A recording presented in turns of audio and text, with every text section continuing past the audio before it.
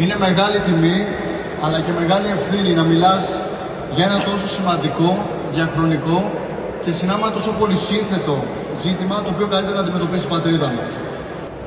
Είπα ότι είναι μεγάλη τιμή, γιατί αποτελούμε την νεολαία μιας κυβέρνησης που με αδιάλειπτες παρεμβάσεις βελτίωσης στο τομέα της παιδείας και της οικονομίας κατάφερε μετά από 17 ολόκληρα χρόνια να μειώσει το ποσοστό ανεργίας στο 7,9%, να αυξήσει τον κατώτατο μισθό κατά 35% και να μειώσει έως και να μηδενίσει το φορολογικό συντελεστή για νέους έως 25 και έως 30 ετών.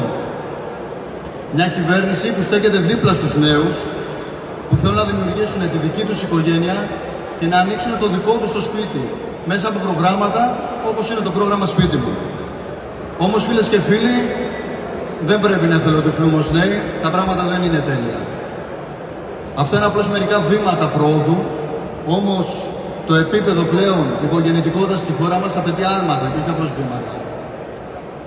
Τα νέα ζευγάρια ταλανίζονται από την ακρίβεια που έχει χτυπήσει τις αγορές, από δυσκολίες στον εργασιακό χώρο, από αγκυλώσεις στη δημόσια διοίκηση. Δυσκολεύονται με τη φύλαξη των παιδιών, με τα υψηλά ενοίκια και τους τεράστιους λογαριασμούς ρεύματος και σούπερ μάρκετ που καλούνται να πληρώσουν κάθε μήνα.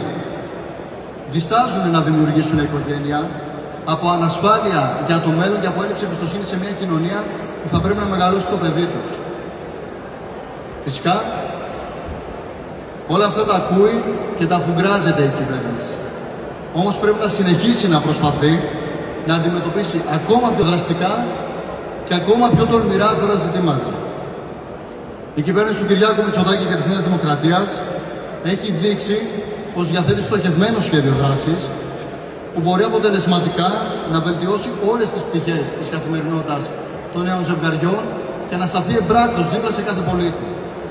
Οφείλει λοιπόν να συνεχίσει να το κάνει κάθε χρόνο, κάθε μέρα, με ακόμη περισσότερη αφοσίωση και με πίστη στους νέους της.